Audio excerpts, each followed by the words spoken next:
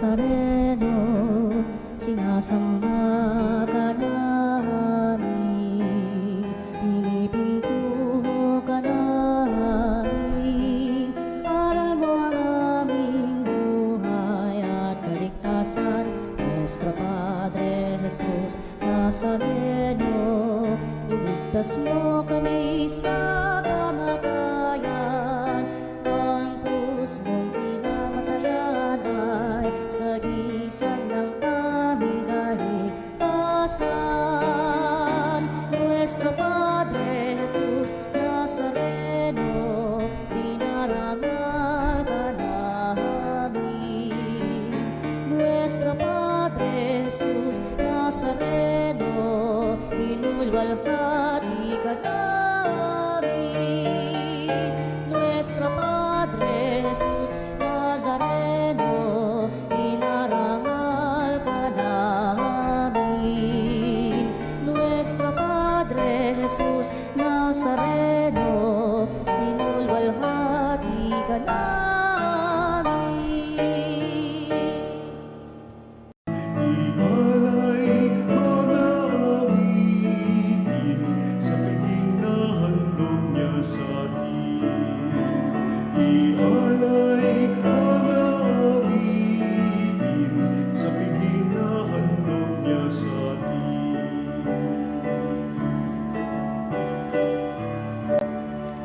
Halina't pagsaluhan natin takilang pag-ibig ng Diyos, tayo natitipon sa muling pagkabuhay ng ating Panginoong Jesucristo. Simulan natin ang pagdiriwang sa ngalan ng Ama at ng Anak at ng Espiritu Santo. Amen. Ang biyaya ng ating Panginoong Jesucristo, ang pag-ibig ng Diyos Ama at ang pakikipagkaisa ng Espiritu Santo naway sumainyong lahat. At sumayo rin. Nung paman pinagtitibay ng mga alagad ang muling pagkabuhay ni Kristo upang lalong mapagtibayin sa pananampalatayang tulong ng Diyos para sa atin upang makibaka sa anong pamang uri ng kasamaan at kawalan ng pag-asa at maging kamatayan at upang makita ang Diyos sa lahat ng oras ng buhay bilang tugon ng kanyang dakilang pagmamahal. Ngayong ating itong binibigyan ng daan sa pagdiriwang. Aminin natin ang ating mga pagkukulang, humingi tayo sa Diyos ng kanyang awa at patawad. Inaamin ko Sa makapangyarihang Diyos at sa inyo mga kapatid, na lubha ko nagkasala sa isip, sa salita at sa gawa, at sa aking pagkukulang.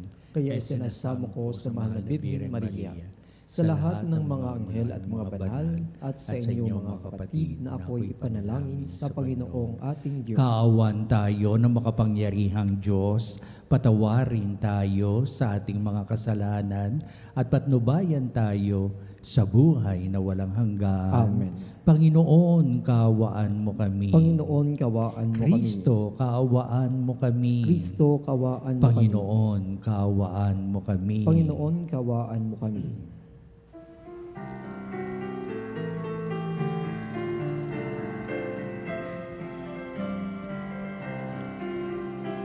Luwalhati sa Diyos sa kaitaasan, kaloob sa lupa ay kapayapaan. Pinupuri ka, ipinagdaral, sinasamba ka dahil sa dakila mong kalwalhatian. Panginoon aming Diyos, Hari ng langit, Amang makapangyarihan, Panginoong Jesucristo, bugtong na anak ng Diyos, Kordero ng Ama. Ikaw na nag-aalis ng mga kasalanan ng sanlibutan. Tanggapin mo ang aming kahilingan, ikaw na naluluklok sa kanan ng Ama. Maawa ka sa amin, ikaw lamang ang banal, Panginoon Jesucristo, kasama ng Espiritu, sa luwalhati ng Ama. Amen, amen, amen, amen.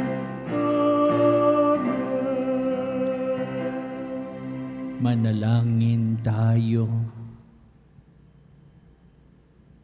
Ama naming makapangyarihan, sa galingang dulot ng pagkabuhay ng anak mo sa amin, kami ay iyong patuloy na paunlarin upang sa kinamtam naming paglayang walang maliw, kami magkaroon ng kalangitan ng kaligayahan na ngayon pa man sa lupa ay siyang sanhi ng aming pagdiriwang sa pamamagitan ni Jesucristo kasama ng Espiritu Santo magpasawalang hanggan. Amen. Pagbasa mula sa mga gawa ng mga apostol. Noong mga araw ng Pentecostes, sinabi ni Pedro sa mga Hudyo, dapat malaman ng buong Israel na itong si Jesus na ipinako ninyo sa krus, siya ang ginawa ng Diyos na Panginoon at Kristo. Nabagabag ang kanilang kalooban marinig ito, at tinanong nila si Pedro at ang mga apostol, mga kapatid, ano ang gagawin namin?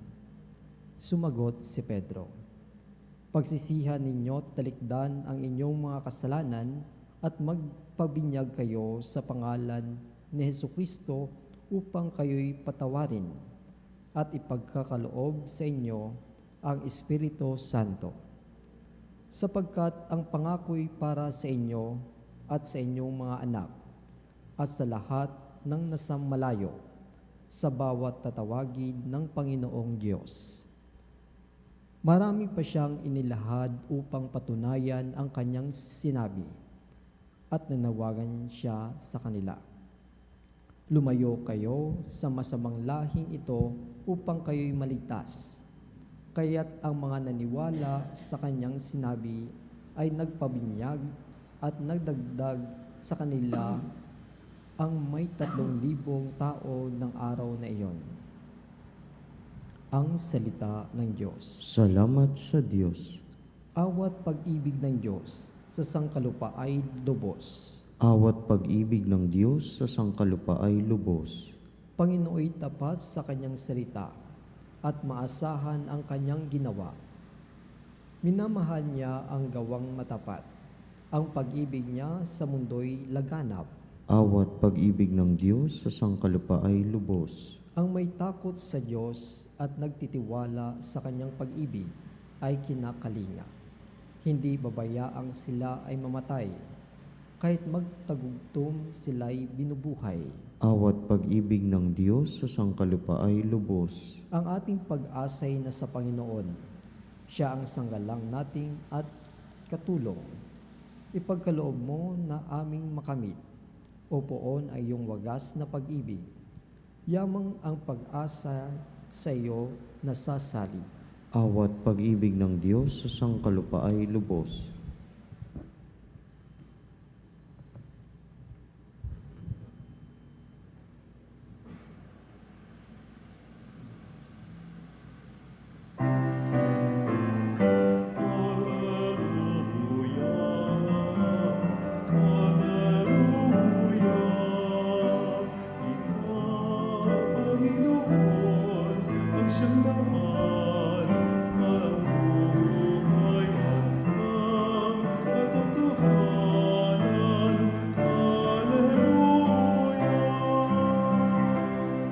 Sumainyo ang Panginoon. At sumainyo rin. Ang pagpapahayag sa Ebanghelyo ayon kay San Juan. Papuri sa iyo, Panginoon. Noong panong yun, si Maria ay nakatayong umiiyak sa labas ng libingan. Yumuko siya at tumingin sa loob. May nakita siyang 2 anghel na nakaupo sa pinaglagyan ng bangkay ni Jesus. Ang isa'y sa gawing ulunan at ang isa na may sa paanan.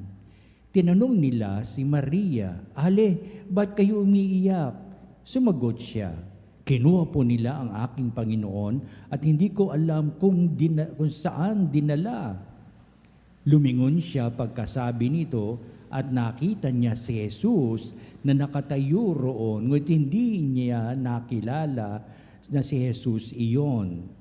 Tinanong siya ni Jesus, "Bakit ka umiiyak? Sino ang hinahanap mo?" Akala ni Maria ay siya ang tagapag-alaga ng halamanan, kaya't sinabi niya, "Ginoo, kung kayo po ang kumuha sa kanya, ituro ninyo sa akin kung saan ninyo dinala at kukunin ko." Maria, ani Jesus. Humarap siya at kanyang sinabi, "Rabboni," ibig sabihin, Guro, huwag mo akong hawakan sapat hindi pa ako nakapupunta sa Ama, wika ni Jesus. Sa halip, pumunta ka sa aking mga kapatid at sabihin mong aakit ako sa aking Ama at inyong Ama, sa aking Diyos at inyong Diyos. Kaya't si Maria Magdalena ay pumunta sa mga alagad at sinabi, "Nakita ko ang Panginoon." At tuloy sinabi sa kanila ang bilin ni Jesus. Ang mabuting balita ng ating kaligtasan. Pinupuri ka namin, Panginoong Heso Kristo. Mga kabanalin, sa lupo tayo na tinaguriang oktaba o 8 araw, simula noong linggo, ngayon ay 3 araw, Martes, at hanggang sa pagdiriwang po natin ng Divine Mercy Sunday sa darating pong linggo. Yan ang tawag natin, the octave of Easter. Pero mahaba pa rin ang ating pagdiriwang sapagkat Easter tide, ika nga, ilang linggo tayo magdiriwang ng banal na misa na napakaraming mga pahayag, paliwanag sa isang paksa. Tunay ngang si Jesus ay nabuhay. Tunay ngang si Jesus, ang pagpapala ng Ama, ay binuhay ng muli. Tunay ngang si Jesus na taga Nazaret ay muli ngang nabuhay. Ito ay isang katanungan nung araw sa mga alagad, pero hindi na ito ang katanungan sa pagdating ng mahabang panahon, sapagkat mayroon na itong lubusang pagtanggap. Tunay ngang si Jesus ay muling nabuhay. He is risen from the dead, ika nga. Kaya simula pa noong ito'y tagang pinanindigan, tunay na naganap at nangyari, kanilang iisa-isahin ano ang kahalagahan at kahulugan ng si Kristo nga'y muling nabuhay.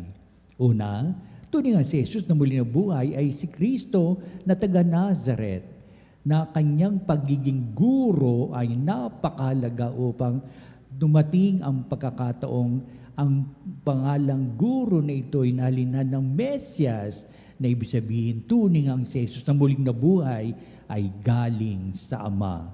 Kaya marami pa silang alamin, tutuklasin sa mga ganitong mga pagkakataon. Nagninilay-nilay ang unang mga alagad tungkol sa mga naganap na pangyayari sa buhay ni Kristo hanggang sa maganap ang kanyang pagpapakasakit, ang pagbayubay niya sa krus, sa kanyang kamatayan, at higit sa lahat, nagtumimo sa puso't isipan ng mga alagad na kanilang banghayin, isa-isahin ang kahulugan, kahalagahan ni Kristo na muling nabuhay. Tutulungan tayo ng ating mabuting balita para matuklasan natin kung ano yung na magandang itinuturo para sa atin ng mga alagad. Ngayong ating mabuting balita ay hango sa panulat ng alagad ni Kristong minamahal na si San Juan. Ano ba ang sinasabi ni San Juan sa mga naganap na pangyayari na alam naman niya ang takbo ng ganun mga pangyayari na isa sa pinaghalagahan niya at pinagtibay, totoo na si Jesucristo yung muling nabuhay, upang ipahayag ano ngayon ang ibig sabihin nito sa mga taong nananampalataya, lalong-lalo na ano ibig sabihin nito upang ihandog natin sa susunod na henerasyon, upang ito'y pinagtibay natin ngayon, 2,000 taon na nakalilipas, pagtitibayin pa nila hanggang sa susunod na may henerasyon, hanggang sa wakas ng sandaigdigan, na ito pa rin ang nilalaman ng kanilang buhay pananampalataya. Totoo naman, may 2,000 na nakalilipas, kendo binibigyan natin ng daan ang kahalagahan, kahulugan ng mulingang nabuhay si Jesus. Balikan natin ang kasaysayan. Abay, si Maria Magdalena, di ba, siya kauna-unahang nagpunta doon sa libingan kung saan pinaglagakan ng ating Preso Kristo. At nung mapansin niyang walang taong bangkay na naroon, agad niyang nasa isip na si Kristo ay baka yun ay ninakaw, kinuha ng mga tao o ng mga gwardya na upang ipahayag na talagang wala si Jesus doon. Patakbo siyang pumunta sa mga alagad at ibinalita ito. Unang tumanggap ng balita ay sinawa si Juan at si Pedro at sila ay pumunta sa libingan at nakita nga nila mga kayong lino na himagkahiwalay. Heto ngayon ang isa sa mga pahayag ni Maria Magdalena. May nakita kong anghel nasa paunulan at paanan, pero hindi ko na nakita, pero para nakita ko si Jesus, pero hindi iyon sapagkat na ako'y nabibighani. Ang pangunahing na sa isipan ko ay hanapin ang bangkay ni Jesus. Ano ibig sabihin talaga ng mga bagay na ito? Hinahanap natin ang isang patay sa piling ng mga patay sapagkat si Kristo ay doon na nakalagak sa mga libingan ng mga tao. Iinterguin nilang itong itinaguri ng araw ng mga yungib, mga lungga, kung saan ang mga patay ay inililibing. Ano hanapin mo, Maria Magdalena, patay sa gitna ng mga patay? Wala kang hinahanap mo ang mga patay dito sa mga libingang ito para sabihin, anong kahulugan ng paghahanap mo na wala magiging saysay sapat sila ipatay na, pero alam ko na ang iyong layunin ay hanapin si Kristo kung saan siya naroroon at ang nasa isipan mo hindi mawawala sa kauna-unahan pang mga eksena na ikaw ay nakatunghay sa libingan, ninakaw at kung saan dinala ang bangkay ni Jesus. Sa paghahanap na iyon ni Maria Magdalena, sa pangunahin niyang layunin ko ang bangkay ni Jesus ay ninakaw, inalis sa talagang libingan niya. Paano na ngayon ang buhay? Paano ngayon ang mangyayari sa buhay ni Maria Magdalena at sa ibang mga taong kumikilala sa ating Panginoon Kristo nung siya ay nabubuhay pa, higit sa lahat ang mga alagad ng ating Panginoong Kristo. Kaya sa paghahanap ng ito, hindi nanatili si Maria Magdalena sa kawalan ng pag-asa. Nakita niya si Jesus na parang isang tagapaglinis ng libingan na sa kanilang mga pangungusap ay nakilala niya sa kanyang pangalan. Kaya sinabing Maria at tumugon si Maria Magdalena, Rabboni, ibig sabihin ay guro. Doon nakita ni Maria si Jesus sa kanyang muling pagkabuhay.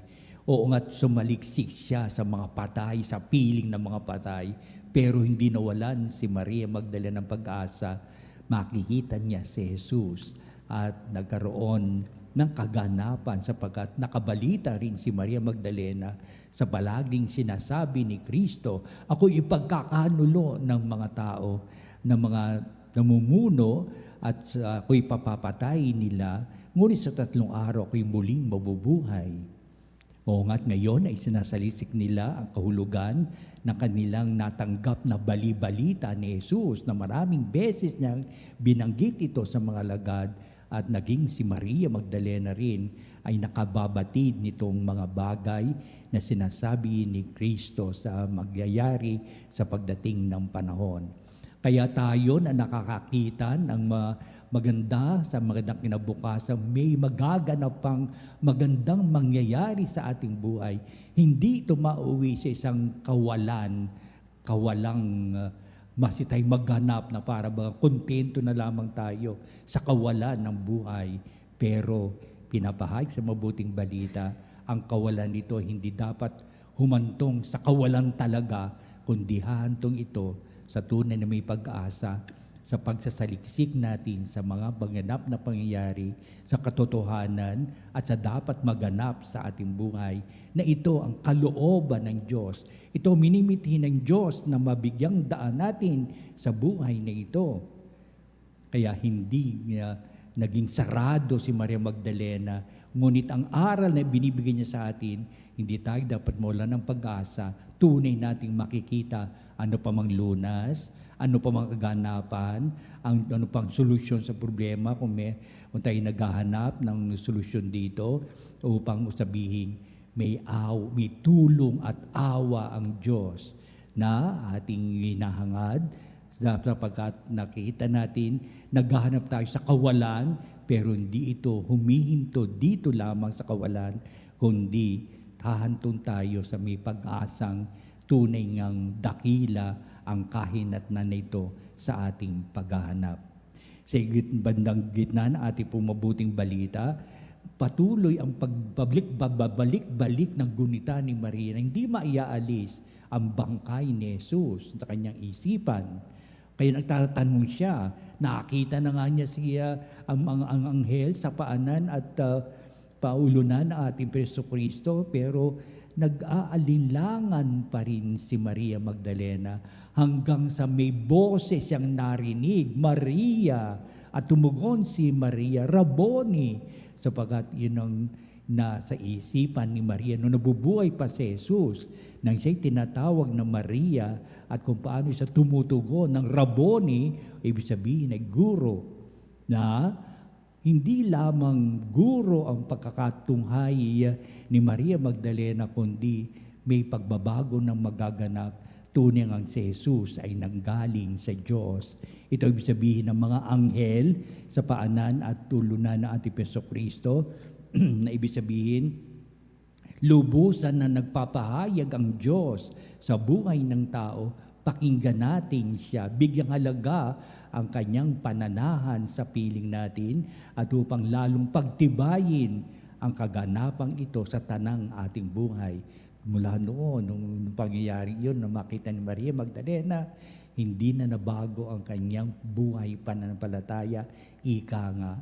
Hindi nabago ang kanyang paglaging iknukwento, nakita ko ang Panginoon, siya'y galing sa Diyos, siya'y pinagpala ng Diyos, siya'y muling binuhay ng Diyos. Kaya, ibig sabihin, sa tauhan ni Maria Magdalena, naging makahulugan ito sa kanyang mga ipahayag at paliwanag at sa mga taong nakakilala sa kanya, nakikinig, salit-saling niyang pagpapahayag. Hanggang sa ngayon, na ang mabuting balitang isinulat ni San Juan ay tunay na may kahulugan para sa ating lahat. Pinagtitibay ba natin si Jesus na nanggagaling sa Ama? Binibigyan natin ang pagpapahalaga na si Jesus ay muling nabuhay? Na baka tayo sumasalisik sa larangan ng mga kawalan, ng mga patay, sa gitna ng mga patay, at dito ba lang minsan o madalas humihinto ang ating pagsasaliksik? Pero binigay sa atin ni Maria ang walang hanggang pagsasaliksik sa tunay na kahulugan ng buhay. Let all this process be done by us in seeking the truth, in seeking the wisdom coming from the Lord. Truly, Jesus is risen, and He will always be with us forever and ever. Amen.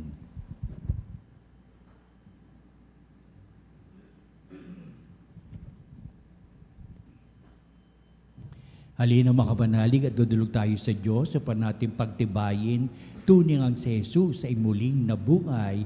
Siya ay galing sa Ama at pinagpapala ng Ama. Ang ating pong itutugon sa bawat panalangin. Panginoon, dinggin mo ang aming panalangin. Panginoon, dinggin mo ang aming panalangin. Ang simbahan naway patuloy na magturo ng katotohanan ni Kristo at labanan ang mga kasamaan ng ating panahon. Manalangin tayo sa Panginoon. Panginoon, dinggin mo ang aming panalangin.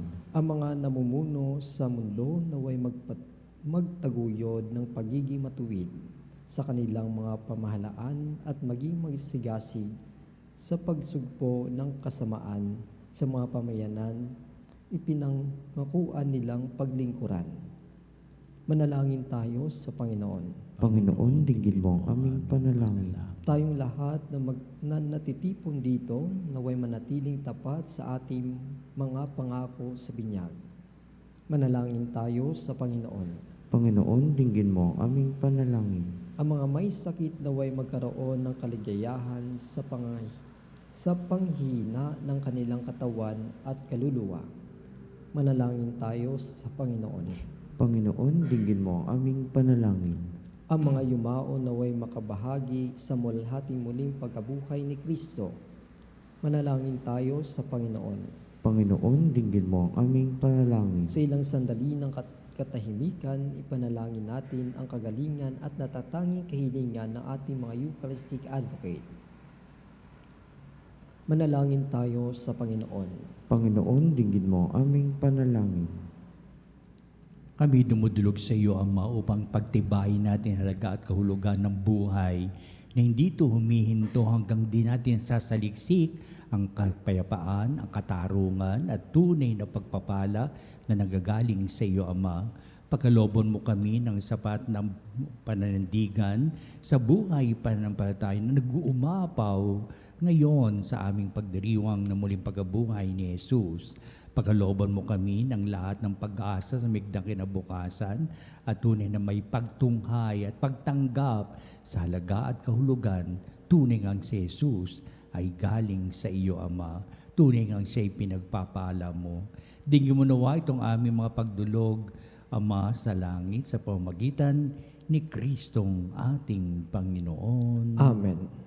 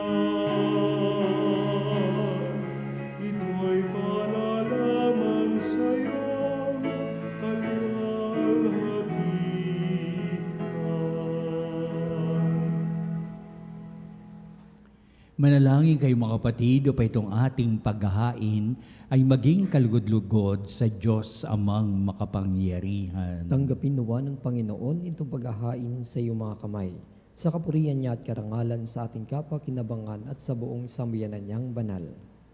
Ama naming lumikha, tanggapin mo at kalugdan ang mga alay ng iyong angkan upang sa tulong ng iyong paglingap at pagsubaybay, ang bigay mo sa aming puhunan ay hindi masayang, kundi tumubo pa ng mga kaloob mong walang katapusan sa pamamagitan ni Jesucristo, kasama ng Espiritu Santo, magpasawalang hanggan. Amen. Sumainyo ang Panginoon. At sumayrin. Itaas sa Diyos sa inyong puso at diwa. Itinas na namin sa Panginoon. Pasalamatan natin ang Panginoong ating Diyos. Marapat na siya ay pasalamatan. Ama naming makapangyarihan, tunay nga marapat na ikaw ay aming pasalamatan.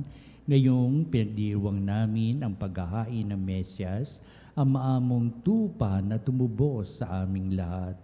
Ang iyong anak na minamahal ay naghain ng sarili niyang buhay.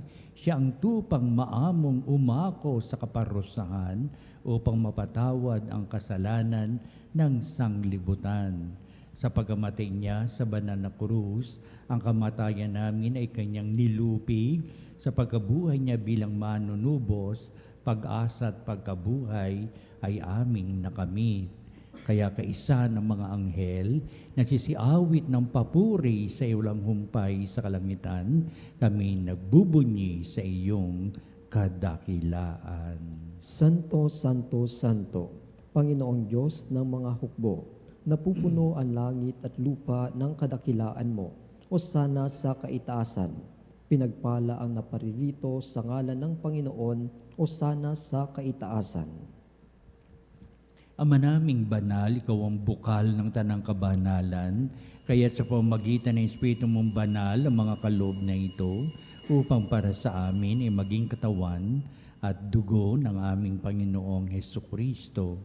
Bago niya pagtiisang kusang loob na maging handog, hinawakan niyang tinapay, pinasalamatan kanya, pinagati-hati niya yon, iniabot sa kanyang mga alagad at sinabi, "Tagapin niyong lahat ito at kanin, ito ang aking katawan na ihahandog para sa inyo."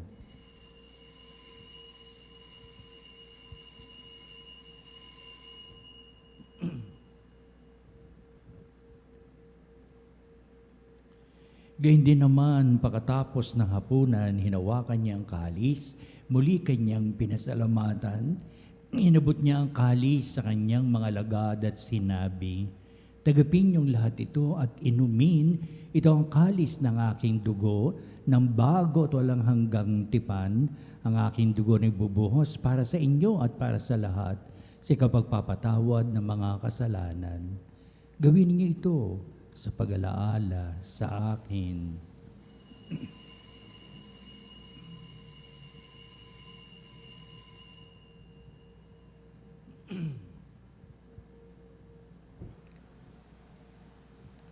Ipagbunyi natin ang misteryo ng pananampalataya. Si Kristo'y namatay, si Kristo'y nabuhay, si Kristo'y babalik sa wakas ng panahon. Ama, ginagawa namin ngayon ang pag-alaala sa pagkamatay at muling pagkabuhay ng iyong anak. Kaya tinialay namin sa iyo ang tinapay bibigay buhay at ang kalis na nakakaloob ng kaligtasan. Kami nagpapasalamat dahil kami minarapat na tumayo sa harap mo para maglingkod sa iyo. Sinasamo namin kami magsalo-salo sa katawan dugo ni Kristo ay mabuklod sa pagkakaisa sa pamamagitan ng Espiritu Santo. Amalingapi mo yung simbahang laganap sa buong daigdig. Puspusin mo kami sa pag-ibig kay San Leon ang aming Santo Papa, si Elias na aming obispo at ng Tanang Kaparian. Alalahanin mo rin ang aming mga kapatid na nahimlay na may pag-asang sila'y muling mabubuhay, gayon din ang lahat ng mga pumanaw. Kaawaan mo sila at patuloyin sa iyong kaliwanagan. Kaawan mo at pagindapatin kaming lahat na makasalo sa iyong buhay na walang wakas, kaisa ng mahal na Birheng Maria, na ina ng Diyos, si San Jose, na kanya dakilang kabiyak ng puso, at ang lahat ng mga apostol at mga banal na namuhay dito sa daigdig ng kalugod-lugod sa iyo. Maipagdiwang nawa namin ang pagpupuri sa ikararangal mo sa pamamagitan ng iyong anak na aming Panginoong Hesukristo. Sa pamamagitan ni Kristo, kasama niya at sa Kanya, o Diyos amang makapangyarihan, ikaw ay pinupuri at ipinagdarangal, kaisa ng Espiritu Santo, magpasawalang hanggan.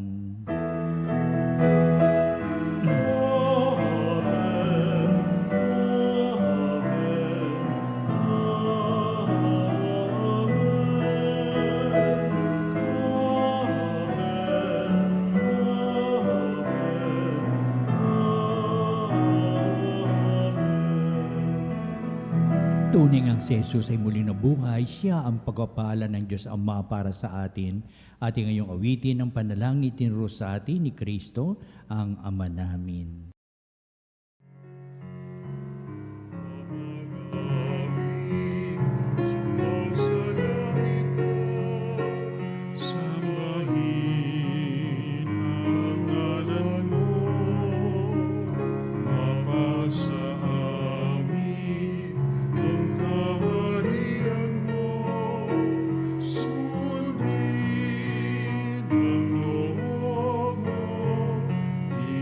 Sa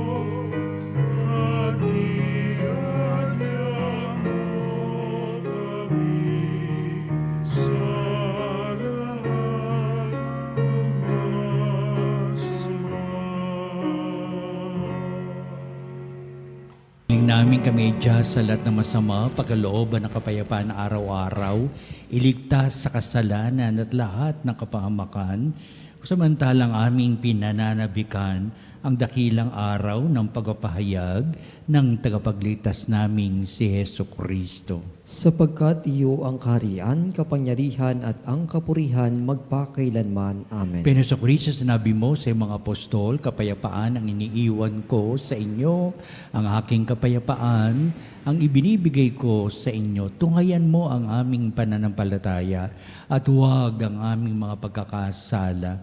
Pagkalooban mo kami na kapayapaan at pagkakaisa ayon sa iyong kalooban, kasama ng Espiritu Santo, magpasawalang hanggan. Amen. Ang kapayapaan ng Panginoon ay laging sumainyo. At sumairin. Magbatian tayo at magbigay ng kapayapaan sa isa't isa. Peace be with you.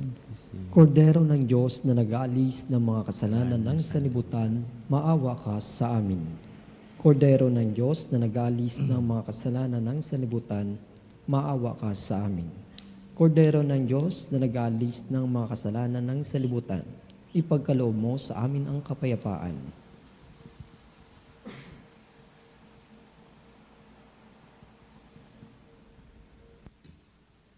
Tunghayan natin ang ating Panginoong si Jesucristo muli na buhay. Siya ang dakilang pag-ibig na Ama. Siya na nag-aalis ng makasalanan sa sanglibutan, makapalan na matinatawag sa piging ng kordero. Panginoon, hindi ako karapat-dapat na magpatuloy sa iyo, ngunit sa isang salita mo lamang ay gagaling na ako.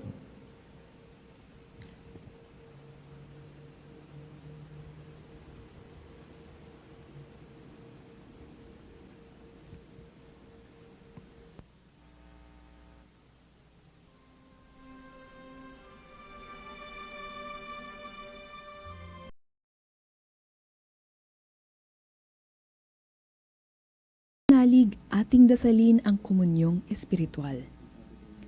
O Jesus, nananalig ako sa pananahan mo sa kabanal-banalang sakramento. Minamahal kita higit sa lahat at hangad ka ng aking kaluluwa. Hindi ko man matatanggap ngayon ang iyong katawan at dugo, inaasahan ko na patuloy kang mamumuhay sa aking puso. Naniniwala ako na narito ka at kaisa ka ng aking buong pagkatao.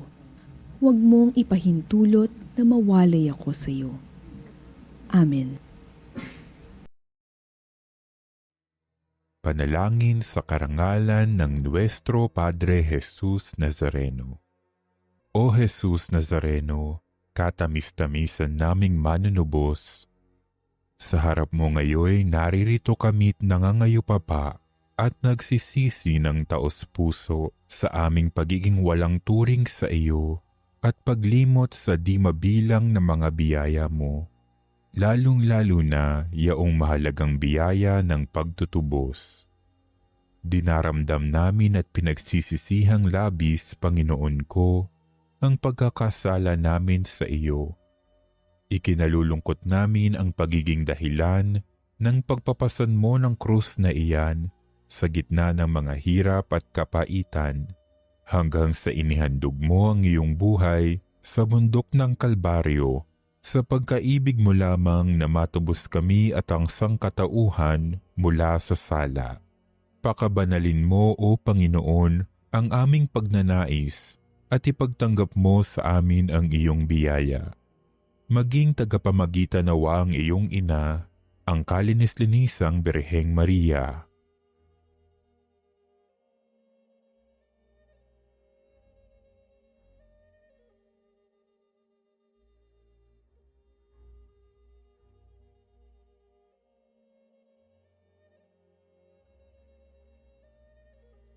Ama naming makapangyarihan, niloob mong akuin ang iyong anak, ang krus at kamatayan, upang ang sangkatauhan ay matubos at mabuhay. Ang pag-ako namin sa krus at kamatayan dito sa lupa, ayon sa diwa ng pagsunod sa iyong loob, na ginanap ng iyong anak, ay magpagindapat nawa naming kamtin ang lubos na katubusan at pagkabuhay sa iyong piling, sa pamamagitan ni Hesukristo, kasama ng Espiritu Santo, magpasawalang hanggan. Amen. Nuestro Padre Jesus Nazareno, Panginoon namin at Diyos, kaawaan mo kami. Manalangin tayo.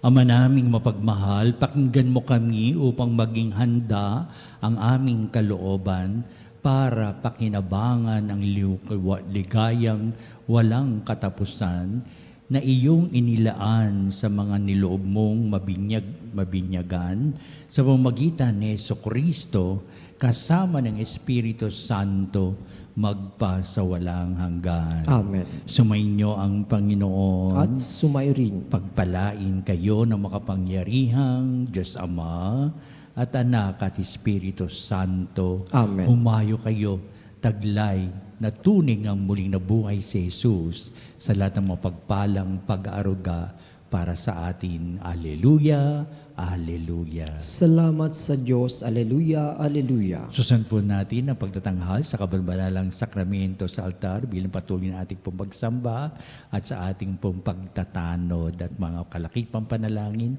At sa bandang huli, ito rin ang magbibindisyon sa atin bilang pagtatapos nitong ating banal na gawain.